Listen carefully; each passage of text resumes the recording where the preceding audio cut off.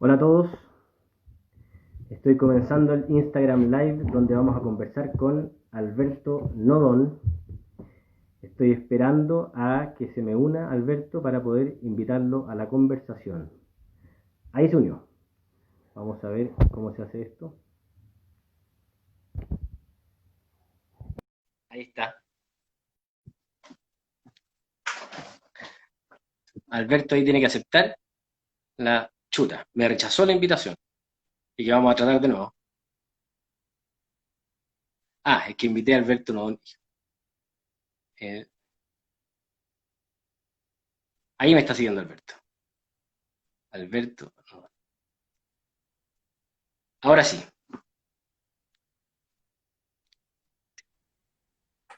Ahora sí. Ahora estamos, ahí quedé medio cortado, sí, pero bueno. Quedaste medio cortado. ¿Cómo estamos, Bueno, Alberto? bien, pues, ¿cómo estás, José Tomás? Bien, con frío, pero bien. Bueno, sabéis que este corte no es malo, porque estoy con una chasca más o menos, entonces, Te queda bien. Oye, yo quiero partir probablemente en mis tiempos no me habrían dejado entrar al colegio, sí. con esa chasca, no. Probablemente te Esta habría mandado chasca, algún, sí. algún inspector de Edgardo tu no me habría época, te dejado habría entrar. mandado. Oye, ya tenemos harta gente que ha empezado a seguir esta conversación. Yo quiero partir agradeciendo a Tabancureños que me invitó a esta conversación. Mi nombre es José Tomás Santamaría. Yo trabajo en el diario El Mercurio, en la sección de Economía y Negocios, y voy a tener el honor de conversar con Alberto Nodón, economista, exalumno del colegio también, al igual que yo. ¿De qué generación, Alberto? Yo salí el 93. 93, ya. Algo antes que yo, digo. Yo soy generación 2000. Eh, Mira. bueno, la idea es hacer una conversación relajada en donde ustedes puedan ir aportando preguntas que yo iré canalizando y se las iré haciendo a Alberto. Déjenme partir presentándoles un poco a Alberto. Alberto es ingeniero comercial de la Universidad Católica, es magíster y doctor en economía de la Universidad de California.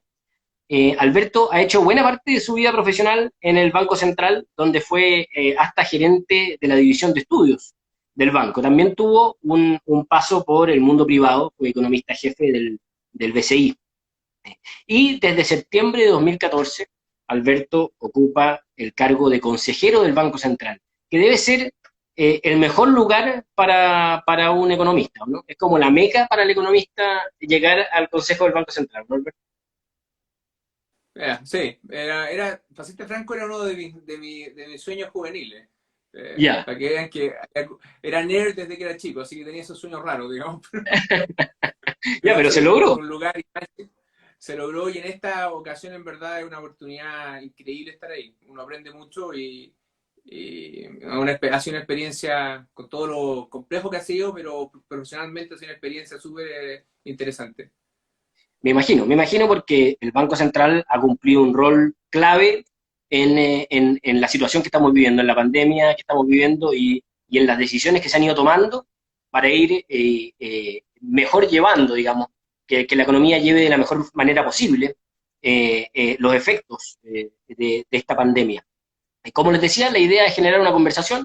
Esto va a partir con una presentación, no muy larga, de Alberto, en donde nos va a presentar cuáles cree él son las claves que distinguen a esta crisis de cualquier otra que haya vivido nuestro país en el pasado. Y luego de esa exposición, entonces vamos con las preguntas. Ustedes pueden ir haciéndonos todos los comentarios que quieran por acá y yo iré anotando las preguntas y en la medida de lo posible las iré realizando. Así que Alberto, te dejo con la palabra.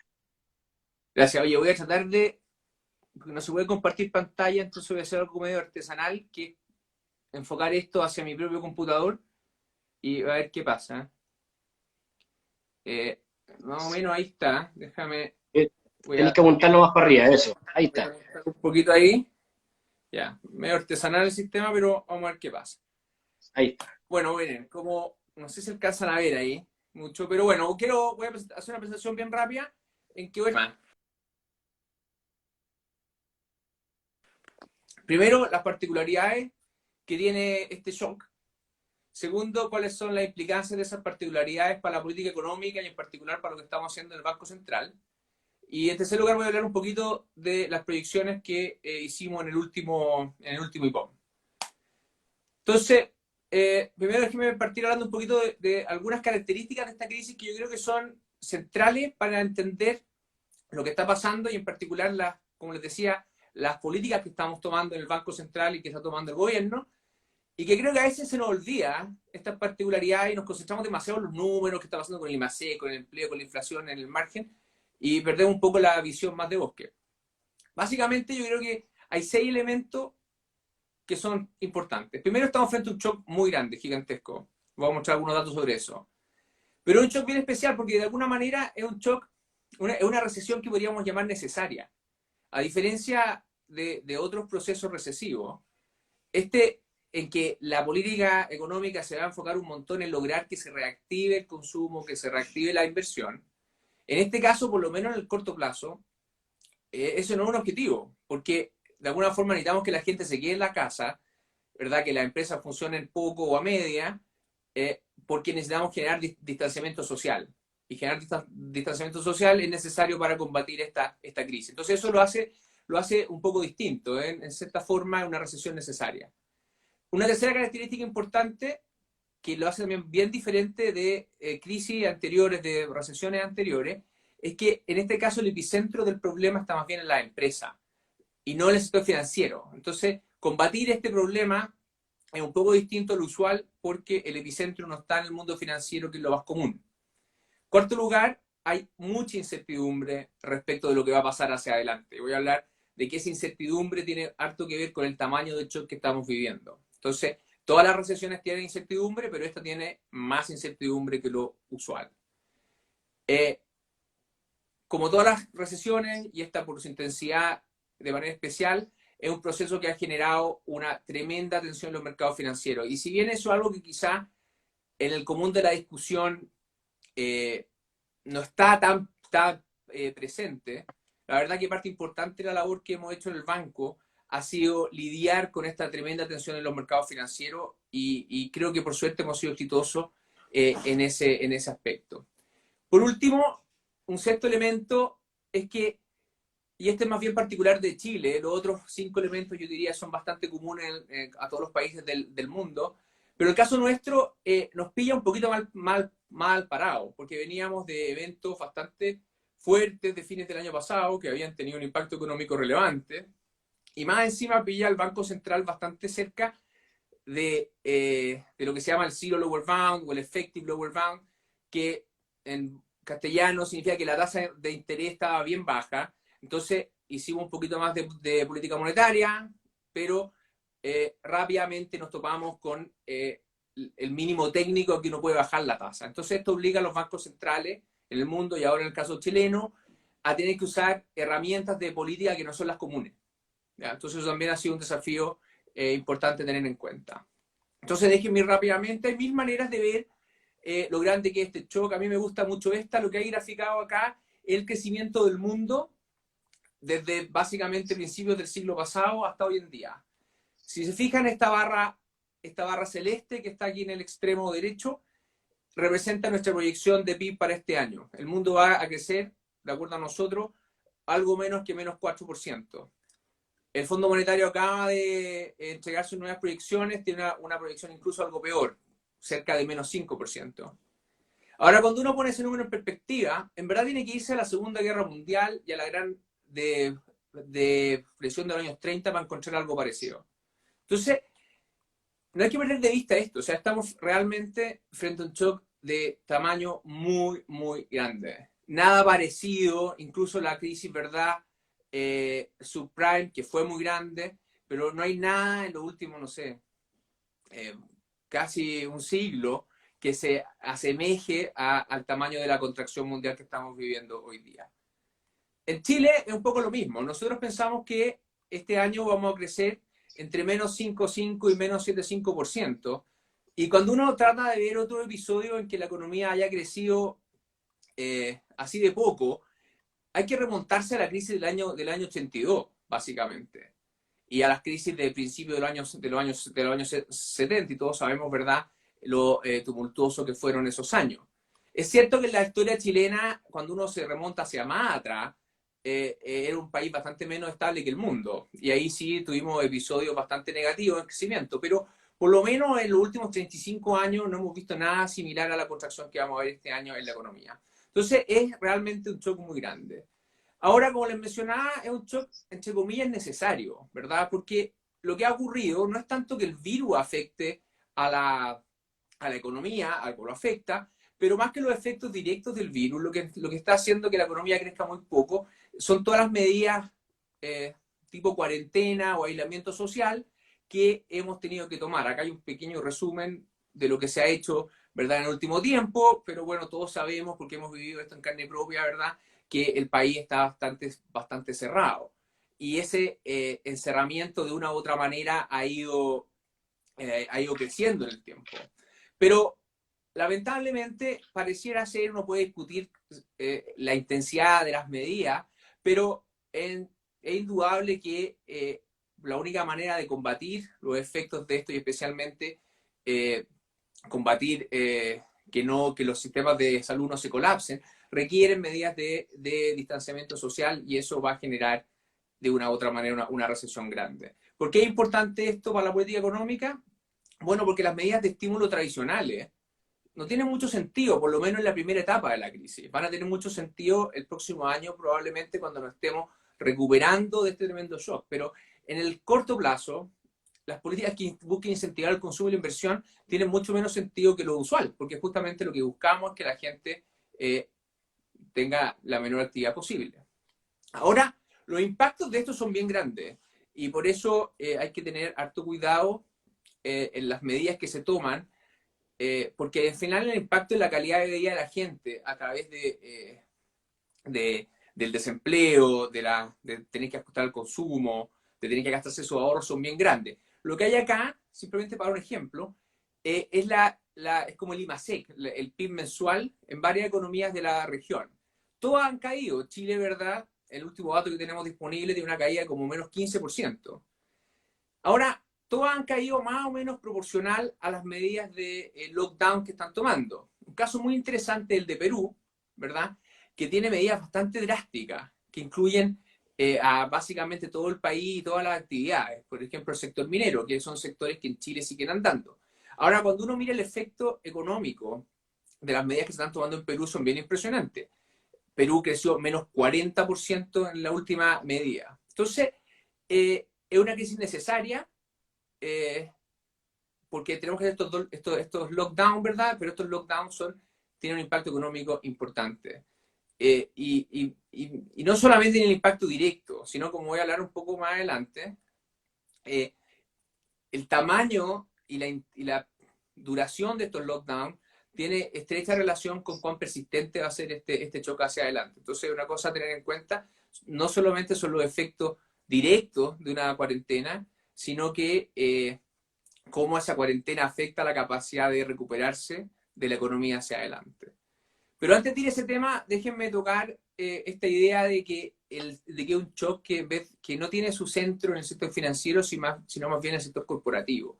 Entonces, lo que está pasando acá, que algo muy poco común, es que no es que los bancos no tengan capacidad de prestar dinero a la empresa y eso tranque la economía, que es el típico proceso de una crisis financiera. Hay un problema en la hoja de balance de los bancos o de los intermediarios financieros en general, y por lo tanto se corta el flujo de crédito y eso tranca de alguna manera la actividad económica en todos los lugares. Lo que estaba pasando acá es un poco distinto. Acá le estamos diciendo a las empresas que básicamente no pueden producir. Eso hace que obviamente las empresas tienen que parar, muchos de sus costos variables los pueden contener, sin embargo las empresas tienen un montón de costos que no pueden cortar. Y por lo tanto lo que se produce es un problema, un déficit operacional, un problema de flujo de caja enorme. Nuestros cálculos, y estas cosas son bien difíciles de calcular, así que todos estos números tienen un nivel de certeza más bien bajo, pero nuestra mejor estimación es que el déficit operacional de las empresas chicas va a crecer, de las pymes va a crecer del orden del 135%, o sea, se va a más que duplicar respecto al año pasado. Y en las empresas grandes, que tienen la vía un poquito más fácil, digamos, igual va a haber un tremendo aumento en el déficit operacional, del orden de casi el 80%. Esto se va a traducir en el fondo en que las necesidades de caja de las empresas van a ser muy grandes. Nuestras estimaciones son que básicamente va a haber un aumento de las necesidades de caja durante este periodo del orden de 15 puntos porcentuales del PIB. Eso es un montón. Piensen ustedes que cuando discutíamos reforma tributaria durante tanto tiempo, estábamos hablando de reformas del orden de 3 puntos del PIB. Esto es 5 veces más grande que la discusión que hemos tenido en el pasado sobre reforma tributaria. O sea, es una tremenda necesidad de flujos de caja. Obviamente está concentrada en las empresas grandes, que por su tamaño, de ese 15%,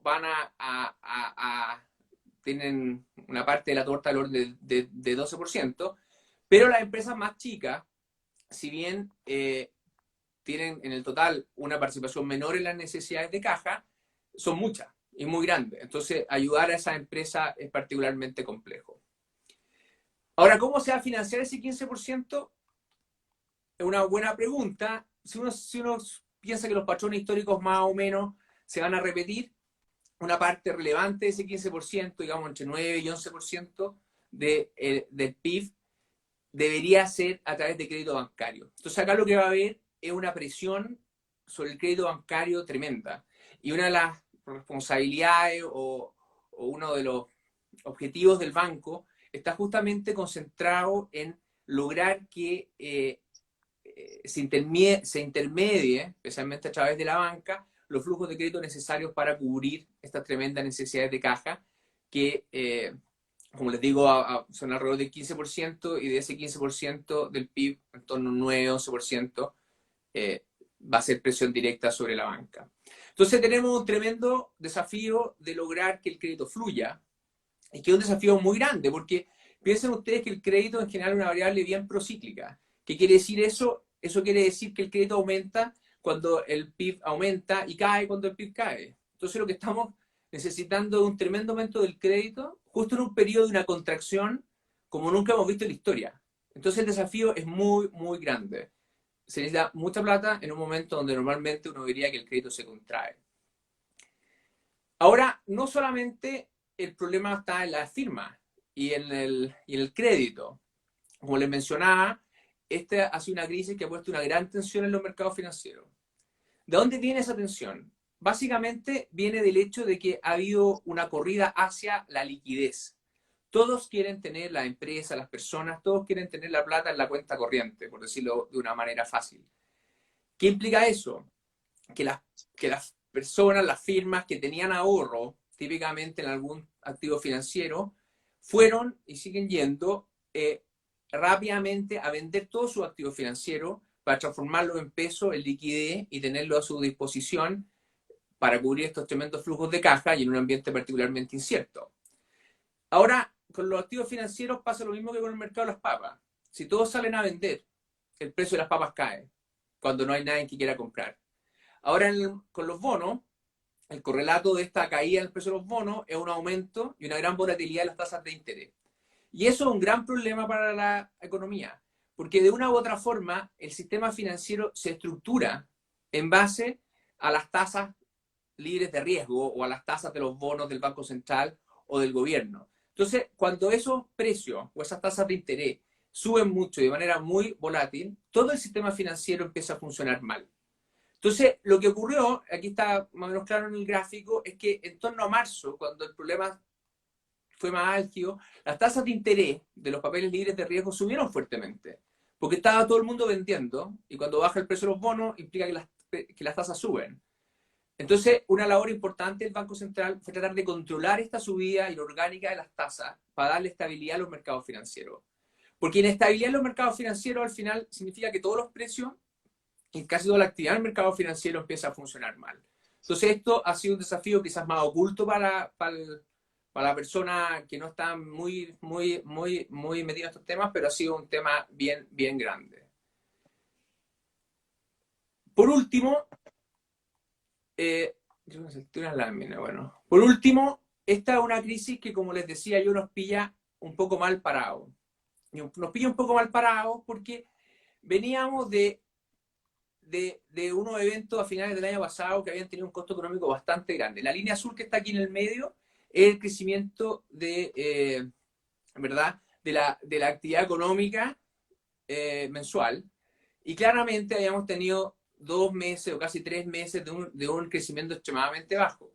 Es cierto que la economía se había recuperado un poquito más rápido de lo que nosotros pensábamos, y eso había sido buenos datos a principios del año pasado. Pero ahora, como muestra esta línea azul, hemos tenido una recaída brutal. Ahora una recaída brutal que viene justamente después de una caída que igual había sido grande. Entonces, la empresa y el Banco Central también ya habían tenido que lidiar con un shock grande, por lo tanto se habían gastado parte de las balas que tenían. Las empresas se habían gastado parte de su liquidez, parte de su ahorro, parte de su acceso a crédito. Entonces nos pilla un poquito más mal parados de lo que nos habría gustado. Para el Banco Central, un elemento importante es que efectivamente nos habíamos gastado bastantes balas lidiando con los problemas de octubre y noviembre. Habíamos hecho una gran recompra de nuestros papeles para estabilizar los mercados financieros, y ahora entonces nos pilla un poquito más, una posición un poquito más incómoda. Bueno, eso ya lo dije. Otro elemento importante, como les mencioné, es que nos pilla con la tasa bien baja, y eso nos va a obligar, y nos ha obligado a hacer políticas que se llaman no convencionales. Porque la típica forma en que uno trata de ayudar a la economía, de fomentar el crédito, es bajando las tasas. Pero cuando las tasas del Banco Central ya están cerca de su mínimo técnico, que nosotros pensamos que está en 50 puntos base, 0,5%, el Banco Central ya no puede seguir bajándola. Y es por eso que hemos implementado medidas bien poco comunes, de hecho varias que no habíamos implementado nunca, para introducir liquidez al mercado y ayudar a promover el crédito. Algunas de esas las voy a comentar más adelante. Ok. Antes de esto, hay una lámina que se me olvidó poner acá, pero yo les comentaba que hay gran incertidumbre respecto de la evolución de esta crisis hacia adelante. O sea, no solamente el impacto actual, que es muy grande, lo que importa, sino que para muchas decisiones económicas, casi más importante que el impacto inmediato de una crisis es cuánto va a persistir esta actividad baja y esta economía más débil hacia adelante. Cuando uno piensa en qué depende, de qué depende que esta crisis sea bien transitoria o más persistente, yo creo que hay dos elementos centrales. Uno tiene que ver con la cuestión biológica o la cuestión más del virus. Y para serle franco, no me atrevo mucho a hablar de eso porque no soy experto, y si algo creo que ha generado un problema en estos últimos meses es que han aparecido una cantidad de expertos en epidemiología, en virus y en esas cosas que andan diciendo o dando opiniones de todo tipo. Yo creo que generan más ruido que certeza. A mí no me gustaría sumarme a ese coro. De hecho, lo que nosotros hacemos en el Banco Central es básicamente usar las proyecciones como más de consenso respecto a la evolución del virus y a las cuarentenas, y tomarlo más bien como un dato, más que hacer demasiadas proyecciones respecto de qué nosotros pensamos que va a pasar con el virus hacia adelante, cuándo se va a hacer una vacuna, etc. Entonces, obviamente hay muchas dudas respecto de cómo va a evolucionar la biología, pero ese no es el único tema relevante para pensar en cómo va a evolucionar esta crisis hacia adelante. Hay un tema que es más económico y que está en el centro de las decisiones de política que se están tomando. Y para explicarlo en fácil, creo yo que el siguiente ejemplo sirve. Nosotros tenemos una economía que básicamente entró, por decirlo así, en hibernación. Yo sé que la palabra está bastante politizada en estas últimas semanas, ¿verdad? Pero sin querer referirme específicamente a cierta idea en particular, es un hecho que la economía se congeló por un rato. La pregunta es si la economía que va a emerger una vez salido de esta hibernación, una vez que la economía despierte, va a ser una economía similar a la que había antes de la hibernación, o va a ser una economía muy distinta. En particular, hay un elemento clave. La economía, en el fondo, son miles de relaciones económicas. Las personas trabajan en una empresa, las empresas tienen clientes, las empresas se financian con bancos y por lo tanto tienen bancos que las conocen, que conocen su riesgo de crédito, que le pueden prestar plata, etc. Si durante esta crisis esas relaciones económicas se rompen, el problema es que cuando despertemos después de esta hibernación, las personas van a ir a buscar trabajo y su empresa no va a estar. Las empresas van a ir a buscar a sus clientes y sus clientes no van a estar. Las empresas van a pedir plata al banco, pero el banco es, chuta, yo en verdad ya tengo que volver a evaluarte, no te conozco bien, no sé bien cómo va a ir tu negocio hacia adelante. Rehacer todas esas relaciones económicas es muy complejo y toma mucho tiempo. Por lo tanto, uno puede pensar que la persistencia de la crisis es directamente proporcional a cuánto de esas relaciones económicas se destruyen o se mantienen. Y en ese sentido, el objetivo de política económica, o uno de los objetivos de política económica más importantes, es poder pasar este periodo de hibernación sin que se destruyan o que se destruyan lo menos posible esas relaciones económicas. Y si uno piensa, muchas de las políticas que estamos tomando tienen un poco ese objetivo. En particular, toda la idea de hacer fluir el crédito hacia las empresas que están en problemas, con problemas de liquidez, tiene una lógica esencial de que esas empresas no quiebren. Si son empresas solventes y están pasando por un problema de liquidez, es muy ineficiente que esas empresas quiebren. Porque nosotros necesitamos que cuando se acabe este problema del virus, esas empresas estén ahí, que sus clientes estén ahí, que sus trabajadores estén ahí, para que puedan empezar a andar rápido, ¿verdad? Si hay que reconstruir todas estas relaciones de nuevo, obviamente salir de la crisis va a ser una cosa importante y compleja. De hecho, la evidencia empírica es súper clara en esto.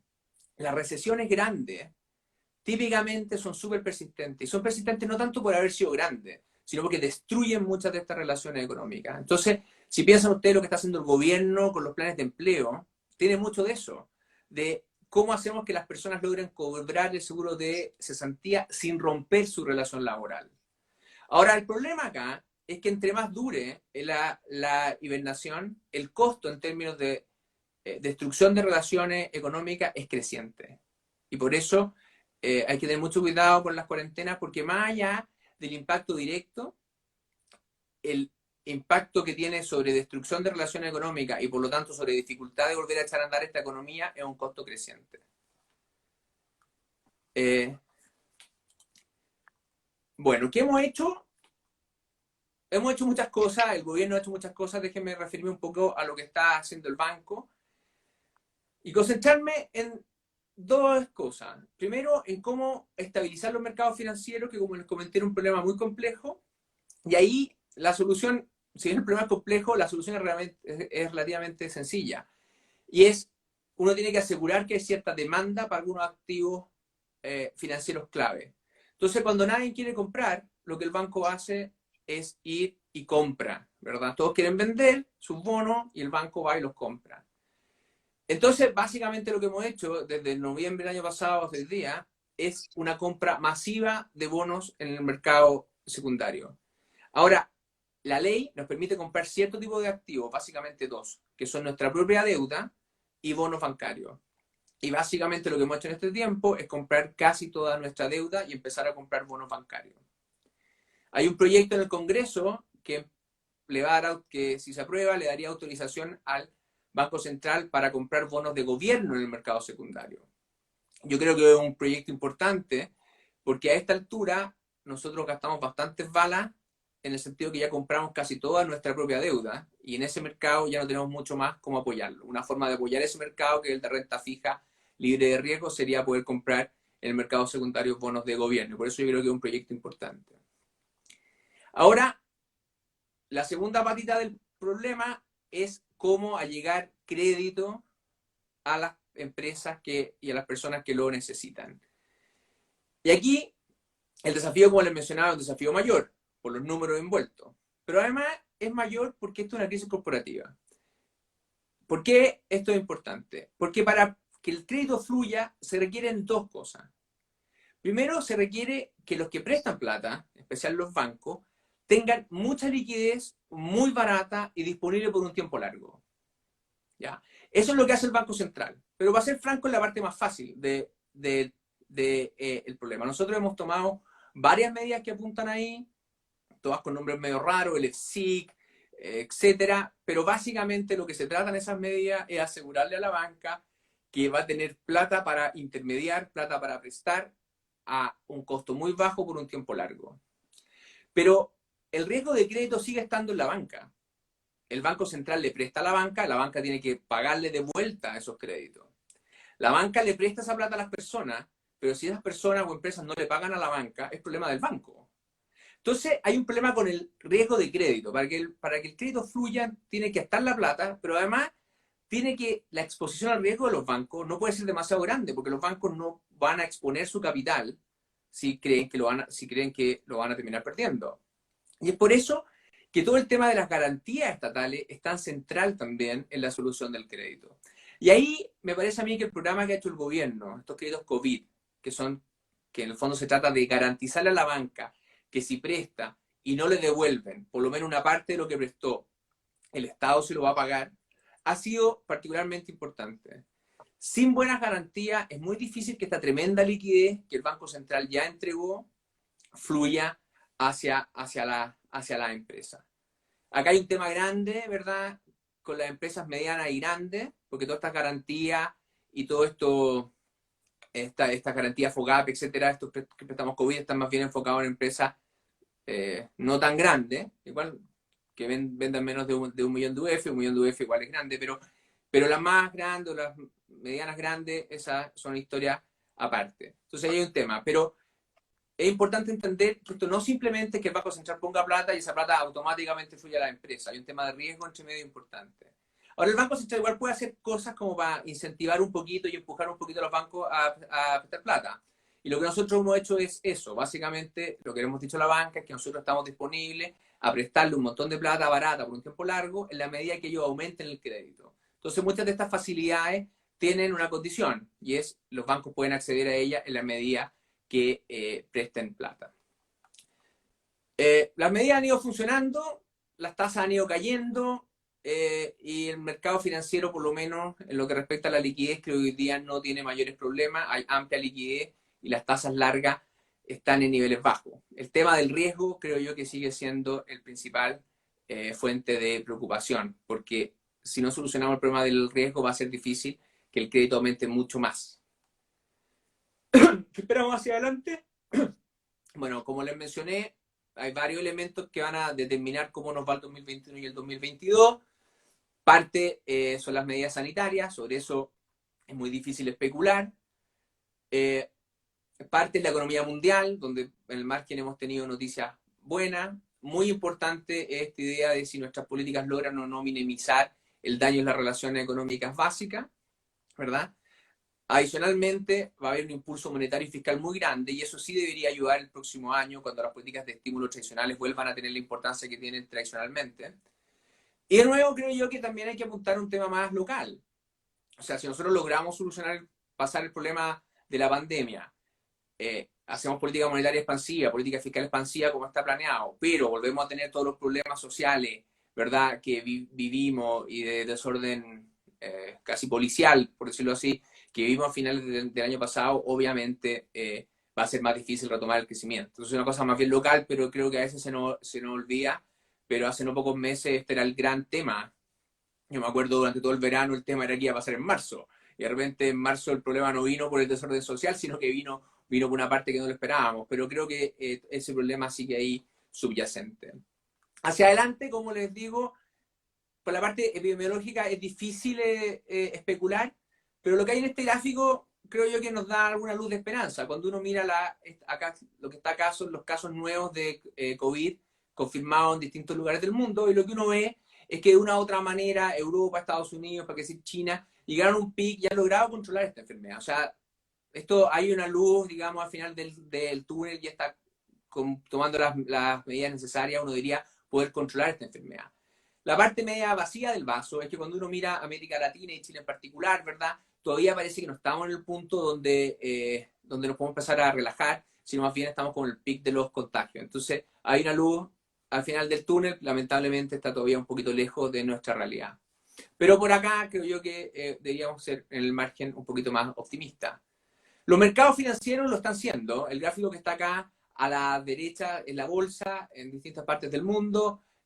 Claramente la bolsa ha surgido. Esas son buenas noticias porque implica que el mercado de alguna forma está más optimista. Hay que tener cuidado, eso sí, porque parte importante de este impulso del precio de los activos es respuesta a unas políticas monetarias y fiscales totalmente expansivas en el resto del mundo. Entonces, ¿cuánto de eso es optimista y cuánto es medio autogenerado por las políticas de los bancos centrales? Una discusión, pero creo que en el margen, en el mundo las noticias son mejores y hay alguna razón para ser optimista respecto a que esto se va pasando en alguna dimensión. Para el caso chileno, nosotros, como les mencionaba, pensamos que este año vamos a crecer entre menos 5 y menos 7,5, pero el próximo año esperamos me carga la palabra rebote porque está súper manoseada, pero esperamos que la economía crezca bastante más. ¿Qué significa esto? Que ya a finales de este año esperamos una recuperación, de alguna manera todo el tema de las cuarentenas debería estar superándose o bastante superado, la economía debería volver a cierta normalidad, otra palabra también muy manoseada en esta época. Con todo, es súper notable que al final, en nuestras estimaciones, por lo menos en el escenario central, la economía recién vuelve a los niveles de PIB que tenía el tercer trimestre del 2019 a mediados del 2022. O sea, a pesar de volver a crecer bastante el próximo año, en términos netos, este país va a ser más pobre de lo que era en el 2019, por lo menos hasta mediados del año 2022, lo que da cuenta del tremendo shock que estamos viviendo. Para terminar, soy el Banco Central, tengo que hacer alguna mención a la inflación, ¿verdad? Obviamente en un ambiente de súper bajo crecimiento es súper razonable esperar que la inflación caiga, pero nuestra perspectiva es que con todas estas medidas de estímulo que estamos tomando, la economía va a poder recuperar fuerza durante el 2021 y por lo tanto la inflación debería volver a converger hacia el 3%, que es nuestra meta más o menos hacia fines del año 2022. Hay mucha incertidumbre sobre esto. Como decía José Tomás, yo llevo casi 20 años trabajando en el Banco Central, he hecho muchos informes de política monetaria, nunca en mi vida me había tocado uno más complejo, nunca me había tocado uno en que cambiáramos el escenario de proyecciones tantas veces antes de entregar nuestros números, y eso da cuenta de que si los economistas no somos tan buenos para apuntarle a lo que viene en el futuro, en esta vuelta la probabilidad de que nos equivoquemos es aún más alta. Bueno, José Tomás, no sé, eso es lo que tenía preparado como introducción, espero que haya Sí, sido, no, que haya aclarado más que enredado el muchas debate. gracias porque estuvo súper buena la exposición y tengo un montón de preguntas, varias de ellas que han estado haciendo varios de las personas que nos están viendo. De hecho, hay una que dice justamente, ¿cómo lo hacen ustedes para trabajar respecto de una crisis en donde no tenemos ninguna claridad de cuándo termina? ¿Ya? Eh, te agrego un punto de una noticia que acaba de ocurrir en este minuto. Tú dabas el ejemplo de Perú, que es un país que cayó en sus últimos datos económicos, cayó un 40%, justamente porque las cuarentenas afectaron a la minería. En Chile, las cuarentenas no han afectado a la minería. La minería sigue con una producción tal como la del año pasado. Sin embargo, hoy día murió una persona en Codelco, en Chuquicamata, y te cuento que acaba de anunciar Codelco que va a paralizar las operaciones en la fundición y en la refinería de Chuquicamata, justamente por este fallecimiento. Entonces, se genera el temor en torno a que que las cuarentenas puedan terminar afectando la minería. ¿Cuál sería el impacto para Chile de que una cosa como esa ocurriera? De que las cuarentenas que hemos visto en nuestra economía se terminen trasladando también a ese sector que debe ser, que es el más importante en nuestra actividad económica. A ver, el impacto sería grande. No es el sector más importante, es importante, pero no es el más importante. La minería pesa alrededor de un 10% del PIB. Entonces, para llevarla a cero, por decirlo así, tiene un impacto directo de 10% en el PIB. Si la llevamos a cero durante un año, de 10% vertido por 12 si lo lleváis a cero durante un mes. O sea, es grande, es importante. Ahora, hay una tensión todo el tiempo entre una visión que tildan de como economicistas, que son los que les preocupan las cifras de PIB, como de las buenas personas, que son los que se preocupan de la salud de la gente. Yo no quiero dar esa impresión de que aquí uno tiene que elegir entre la vida y la plata, ¿verdad? De hecho, yo no entiendo, yo soy de alguna forma reconozco, y lo traté de mencionar así en mi presentación, que esta es una recesión necesaria, ¿verdad? Ahora, porque tenemos que tener medidas de distanciamiento social para que el virus no se expanda. Ahora, ¿cuánto distanciamiento social es necesario? Depende de varias cosas. Uno, de las cosas médicas, y también hay que ir midiendo los costos marginales de las medidas. Los costos marginales de las medidas, como te mencioné, tienen dos aspectos. Uno, los aspectos directos, que es lo que no se produce en un mes en particular. que es grande, pero no creo que sea lo más importante. Y tiene un segundo costo, que es que de alguna forma las empresas pueden aguantar manteniendo a su planilla sin vender durante un tiempo. Pero llegado un minuto tienen que empezar a desvincular a sus trabajadores. Hay empresas que van a tener que cerrar. Entonces, esas empresas son clientes de otras o proveedores de otras. Entonces, al final, lo que van generando estas cuarentenas, además del impacto directo, es que van rompiendo estas relaciones económicas. Y por lo tanto, volver a echar a andar al país va a ser mucho más difícil. Y eso tiene impactos sociales importantes. Porque el desempleo afecta el bienestar de las personas, no solamente a la billetera de las personas, ¿verdad? Sino que afecta fuertemente el bienestar. La educación de los niños, que muchos están recibiendo una educación, no en el caso de Tancura, donde los papás hemos vuelto a estudiar de la mano de nuestros hijos, ¿verdad? Pero en muchos casos, ¿verdad? Y en el caso nuestro, para qué decir también en parte, ¿verdad? Estamos recibiendo una educación bastante más débil. Entonces, niños que pierdan su educación por un tiempo largo es un costo social. Entonces, al final, ¿cómo se barajan todos los costos sociales? Creo que es un tema que hay que discutir. Hay casos más extremos como el sueco, ¿verdad? Que han decidido que de alguna forma los costos sociales asociados al lockdown son muy grandes y han tratado de hacer un lockdown mínimo, pero con el costo que las muertes han sido bastante mayores que en países comparables. Y otros como Dinamarca o Noruega, que son bastante parecidos a Suecia, donde tienen un lockdown bastante más grande, eh, pero probablemente van a tener un costo económico con menos muertes y un costo económico, no económico, un costo social hacia adelante probablemente mayor. Entonces, es una decisión política, no una decisión económica. Acá como sociedad nos tenemos que poner de acuerdo, ¿verdad?, en cómo vamos cuál es la forma que queremos de asumir los Tú, costos tú, asociados a tú esta dices que es pandemia. una decisión política y no económica. Pero en las proyecciones que hacen ustedes, cuando ustedes hacen que, vamos a ver, a ti no te gusta la palabra, este rebote en la economía probablemente hacia finales de año y el próximo año, eso es pensando en qué escenario, digamos. ¿Cuándo debieran terminar para que eso ocurra? No, es súper simple. El escenario básicamente que tiene el consejo externo que llamó el gobierno para velar sobre los temas de COVID y los que tiene el gobierno mismo, que básicamente supone que durante el tercer trimestre de este año el tema de las cuarentenas empieza a relajarse y que hacia fin de año está bastante relajado. Ahora acá hay dos temas, porque una cosa es el, la cuarentena obligatoria y otra cosa es cómo esto está cambiando las conductas sociales. Los datos que uno ve de Europa y de Estados Unidos en parte, pero especialmente interesante Europa, es que cuando uno saca las cuarentenas obligatorias, la gente no vuelve de inmediato a sus actividades normales. Acá hay una cosa bien voluntaria de querer quedarse en la casa, de trabajar online y de no ir al mall o no ir a los eventos masivos, porque también tiene que ver con una como conciencia de autocuidado.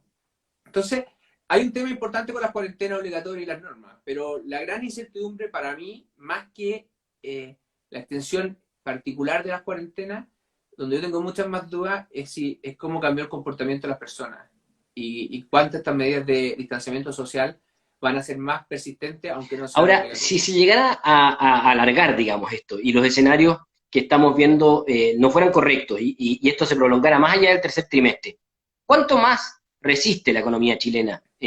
¿O cuánto más resisten las empresas chilenas? Si acaso estas cuarentenas o esta nueva realidad se prolonga más allá en el tiempo.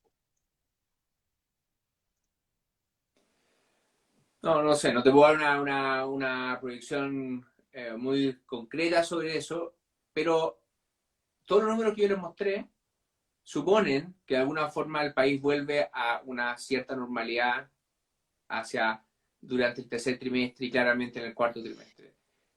Si esto se prolonga, obviamente las necesidades de caja, las necesidades de crédito van a ser mucho mayores y ahí yo tiendo a pensar que ya empiezan a haber como constraints, como límites de otro tipo, ¿verdad? Porque para muchas empresas este problema que ahora es un problema más de liquidez se empieza a transformar más en un problema de solvencia, ya no basta prestarle plata, o sea, porque quizás tienen que endeudarse a tales niveles que simplemente el negocio no les permite pagar esa tremenda deuda necesaria para cubrir los flujos de caja de, no sé, de X meses.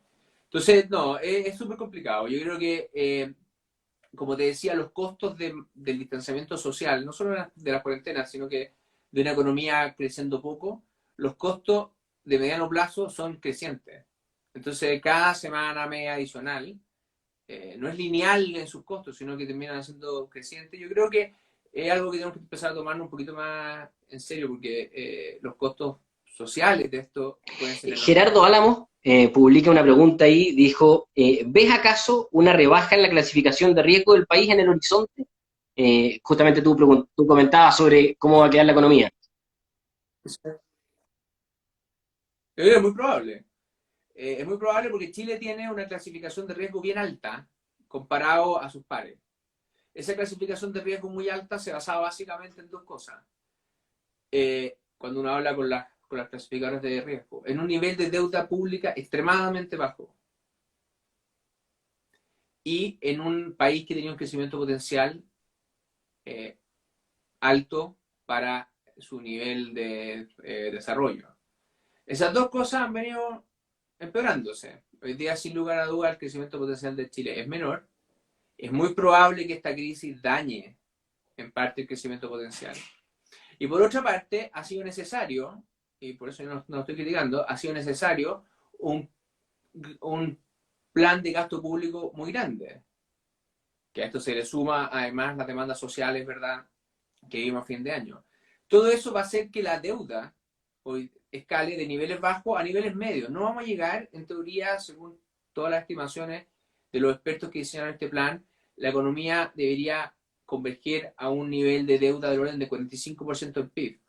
No es alto si uno lo compara con otros países del mundo. Entonces, converger a ese nivel me parece adecuado y por eso uno tiende a pensar que hay espacio para hacer un paquete fiscal como el que acordó el gobierno con el Parlamento.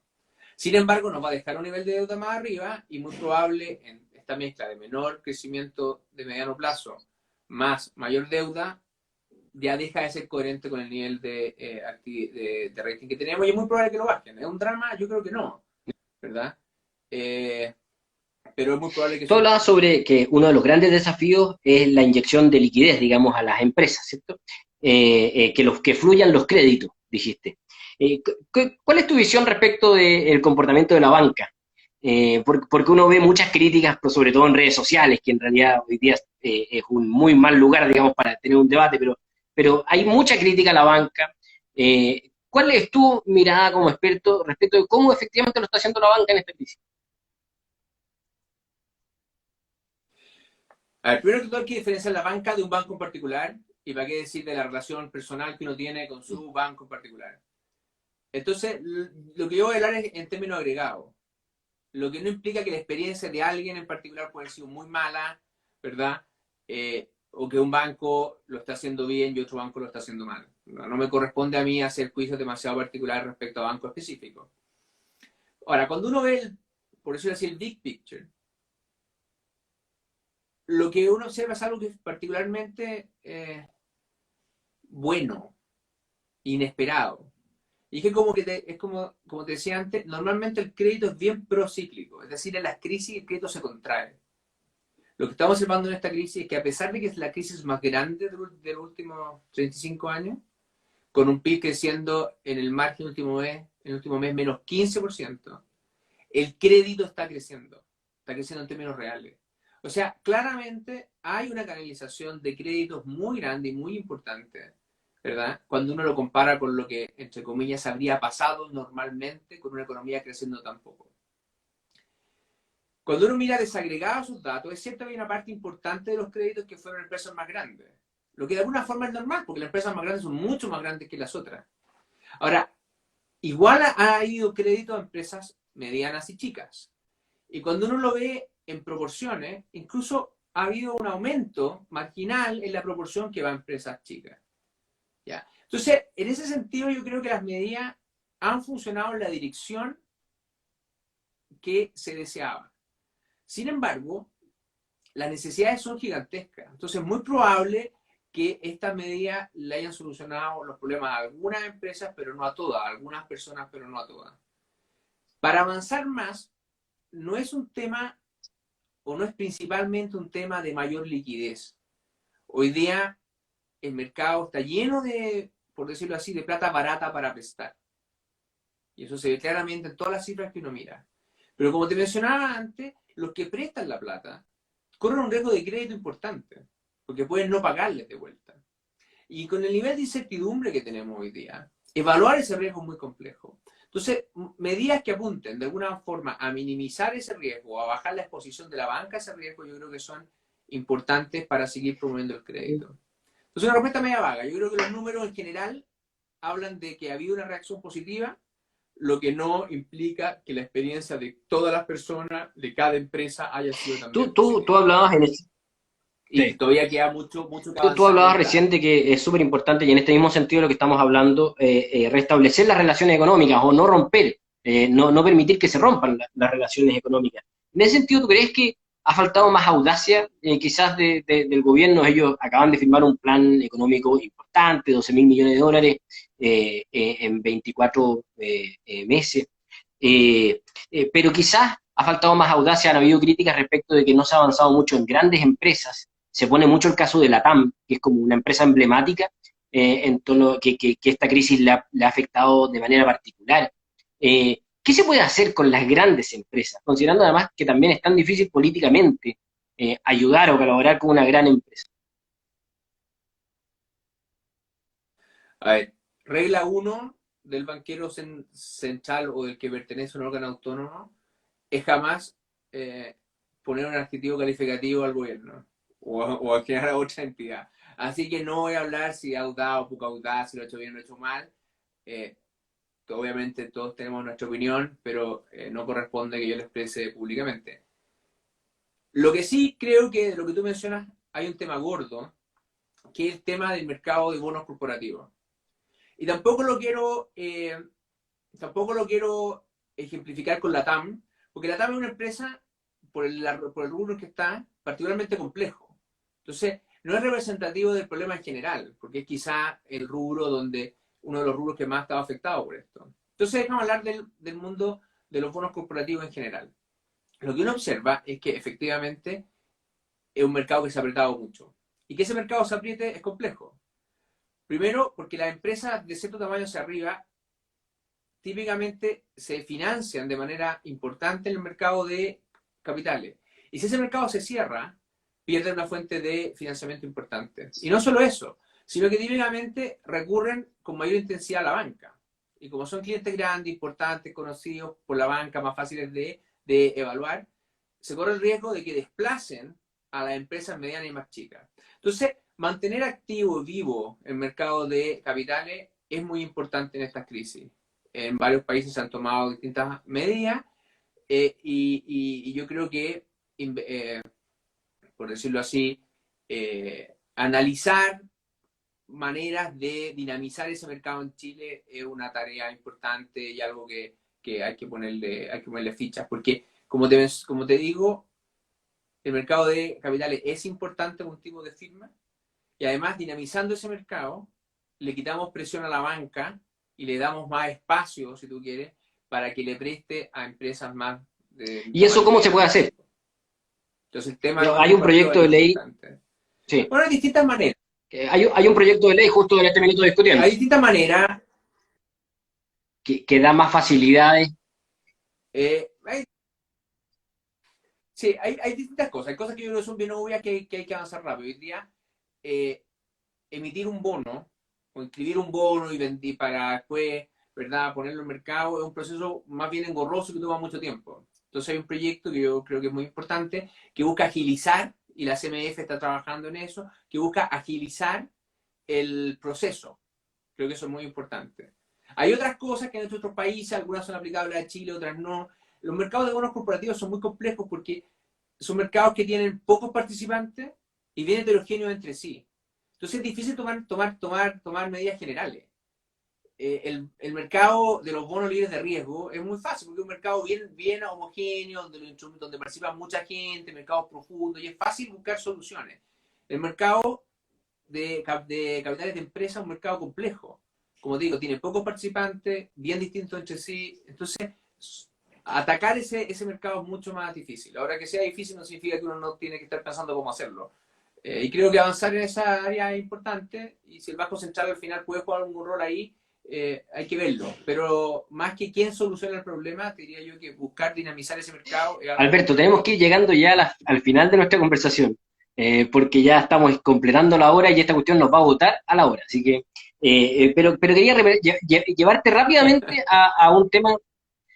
va, Claro, va a sonar. quería llevar rápidamente un tema como más institucional, que tiene que ver con las críticas que está recibiendo, por ejemplo, el Congreso en cuanto a cómo se han legislado proyectos que para el gobierno son considerados inadmisibles por ser inconstitucionales. ¿Tú ves también un riesgo ahí de populismo que también termina afectando a la economía en el largo plazo? Por ejemplo, ahora se está presionando al gobierno para avanzar en un proyecto que permite retirar fondos de los fondos de pensiones. Eso también puede tener un efecto también en el largo plazo en la economía. Sí, hay otros proyectos que son también muy complejos, como todos los proyectos que se han discutido o ideas que se han puesto sobre la mesa, por ejemplo, respecto de la condonación de pagos de deuda como automática. Eh, sí, hay varias ideas dando vuelta que son, por decirlo así, populares, políticamente correctas, pero cuando uno hace un análisis medianamente técnico de ellas, se da cuenta que tienen consecuencias súper negativas. Es una tentación que siempre ocurre en estos minutos, ¿verdad? Y no solamente en la particularidad chilena, sino que en general, de tomar medidas que parecen muy buenas, que la gente las quiere y que parece que van a ayudar a las personas en el corto plazo, pero sin fijarse en los impactos que tienen cuando uno analiza el equilibrio general. Chuta, sí, es un problema que hay que hacerse cargo. Yo creo que las crisis grandes requieren liderazgos también grandes, y parte de ese liderazgo es ir ordenando estos debates. Ahora, más en general, el problema institucional es un problema en todo el mundo también, pero si algo sabemos, algo hemos aprendido de los últimos años, es que las instituciones son la base para un crecimiento estable y sólido en el mundo, o sea, en el largo plazo, y si no nos preocupamos de ella, obviamente. Alberto, nos quedan 2 minutos. Te quería hacer preguntarte qué recuerdo tienes también del colegio, digamos, y el aporte que generó en ti en el rol que estás jugando hoy día, en el rol importante que estás jugando hoy día. No sé si recuerdas algún profesor que te haya marcado en tu educación y que haya sido importante en lo que estás haciendo hoy día. Mira, me acuerdo, mira, en 2 minutos no voy a hacer justicia de todas las personas que recuerdo con mucho cariño del colegio, así que no voy a nombrar a ni uno. Lo que sí te puedo decir que teniendo a mi hijo en el colegio, mi hermano, mi primo, porque tenemos mucha gente en Tancura, sigo muy conectado al colegio y me doy cuenta que al final esta historia que nos decían que los valores importan y que al final uno va al colegio a aprender mucho más que materias, porque aprendimos muchas cosas y me han sido útiles en la vida. Pero yo creo que hay una forma de ser, eh, por decirlo así, tabancureña, que te permite plantarte frente a la vida con, por decirlo así, con cierta tranquilidad de pensar que la medida que uno haga las cosas, pensando un poquito más allá que en lo de uno, sino que en los demás y un poquito en la cosa más como trascendente, por lo menos para mí ha sido una forma buena de enfocar mis momentos más difíciles y los otros también. Entonces, yo tengo mucho cariño al colegio y estoy muy Alberto agradecido. Nodón, consejero del Banco Central, te agradezco mucho esta conversación y les quiero pedir a todos que sigan muy conectados también a este Instagram porque vienen prontamente nuevas conversaciones con nuevos exalumnos del colegio. Muchas gracias, Alberto. Muchas gracias a ti, que estén bien.